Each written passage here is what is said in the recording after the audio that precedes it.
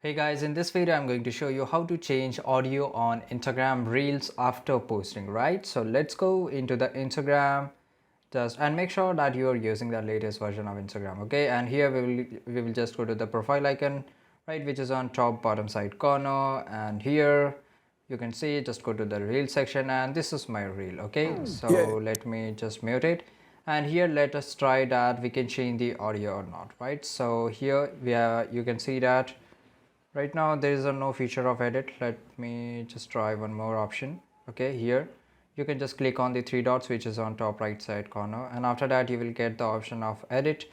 So click on the edit and you can edit almost everything, but as you can see here that I'm not able to get any option of edit sound, right? So if you want to change the audio, that is not possible after posting the reel. You can do it while editing, while you are posting the reel and in the starting, and this is not possible right now to edit after posting it, right? So you have to delete it and you have to repost it. So this is it guys, I hope you found this video really useful, and if you did like this video right now, subscribe our channel and see you in the next video. Till that time, take care, goodbye.